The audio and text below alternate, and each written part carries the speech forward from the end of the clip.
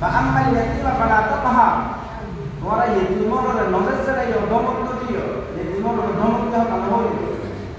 ইয়েতিম সবচেয়ে বেশি লালন পালন করা হয় মাদ্রাসার মধ্যে এতিমখানার মধ্যে তাহলে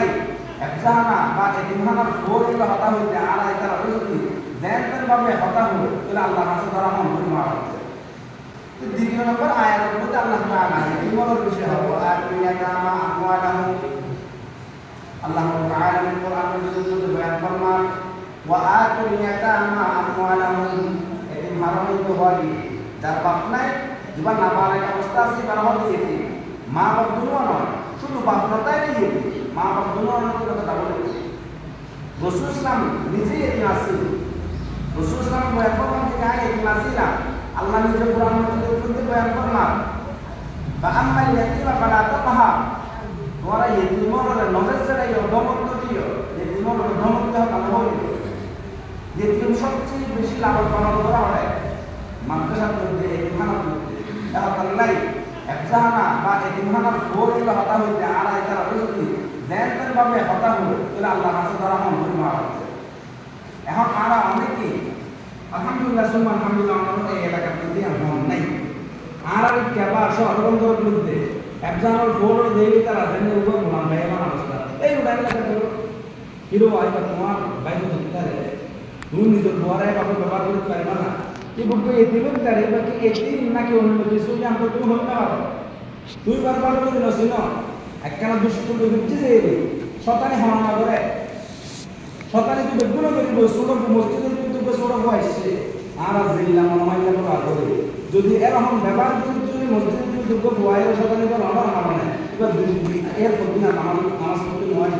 উপস্থিত নয় আলহামদুলিল্লাহ এটা মোটামুটি জ্ঞান কিন্তু একখান জিনিস জ্ঞান খেয়াল করা অন্তর্গত শুনবো ওরা হতা হলে আর বেশি নজর চলে কিন্তু বড়গুলো হতার জন্য না যে আয়াত তিলাওয়াত যে আয়াত বলতে আল্লাহ ফরমান ওয়া আতুল ইয়াতামা আমওয়ালাহুম তোমরা কি বুঝছো এতিমের মাল গ্রাস না বুঝছো এতিমের মাল না হইও ইলা ওয়ালা তাতাবাদদালু খাবিসাত তাইয়িব বালা এবং খারাপ দিয়ে পরিবর্তন না বুঝছো এটা অন্যায় অন্য তাফসীরের মধ্যে হল দিকে হালাল হারাম না হইও হালাল যে হালাল হারাম পরিবর্তন না বুঝছো এবং তুমি এতিমের লালন পালন করতে লাগবে বাপ নাই যে তুমি চাচা তোমার দায়িত্ব দিয়ে সরকারি ভাবে হোক অথবা গ্রাম মসজিদে তার অভিভাবক কি না যে তুমি চাচা হিসেবে এবার দায়িত্ব পাইও তুমি এবার দামি জায়গায় লইরে তোমার জ্ঞান পাওয়ার ভিতরে জায়গা আছে আর এবারে পরিবর্তন করে পাইও এবার না বালার অবস্থা করতে এই না বলছে ওয়ালা তাতাবাদদালুল খাবিসা বিত-তাইয়িব তুমি এবার বালা জিনিস ইন দিও তোমার খারাপ জিনিস এবার না দিও ইন যদি দর দিলে আল্লাহ তাআলার কাছে ধরা হইবা আল্লাহ ওয়ালা তাকুলু আমওয়ালাহুম ইলা আমওয়ালিকুম তোমার তার মাল তোমার মাল লইলে মিশ্রিত করে না হইও এতিমের মাল নিজের মাল লইলে মিশ্রিত করে না হইও এর বিভিন্ন হতা আছে যদি নিজেও গরিব হয় যদি ধনী চলে তাহলে তো সম্পূর্ণ আলাদা ব্যবস্থা করা হবে অথবা এমনকি হানাফিনা রান্না করে পর্যন্ত আলাদা করে হয় আর উত্তম বেশি কিন্তু দেখা যাচ্ছে সময় অপচয় এবং এবার নিজেও হানা অপচয় করি বা যদি ওই এতিম বাচ্চালে আলাদা এক পাবা রান্না করি কিবা হাই করে আধা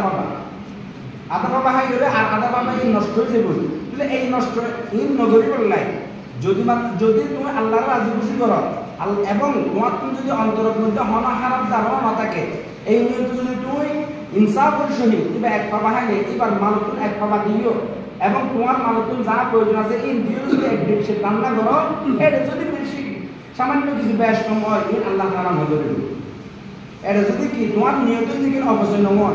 ইবা এক পাবা হাইতে পারিব যে প্রায় সময় হার কিন্তু আজি আনো হতো ইয়ান তোমার কি লইব বালাল্লয় হারাপ এবং তার মাল তোমার মাল লইরে মিনিত করে হাইও এল্লা নয় ওয়ালা তাতাবাদদালুল খাবিসা বিত-তাইয়িব ওয়ালা তাকুলু আমওয়ালাহুম ইলা আমওয়ালিকুম ইন্নাহু কানা হুবান কাবীরা এতিমের মাল আত্মসাৎ করন ইন অত্যন্ত বড় গুনাহ কবিরা গুনাহ আল্লাহ তাআলা হজে কবিরা গুনাহ আরেক আয়াত 10 নম্বর আয়াতের মধ্যে আল্লাহ তাআলা ফরমান যে ব্যক্তি এতিমের উক্ত পয়সা একখান ছোট সম্পদ হক ইয়ান এক পয়সা সম্পদ প্রয়োজন যে ব্যক্তি বর্তন করিব ইবা এতিমের মাল খাইয়ে জানো ইবা আগুন খাইয়েছে আগুন খাইয়ে ইবার করে আগুন দিয়েছে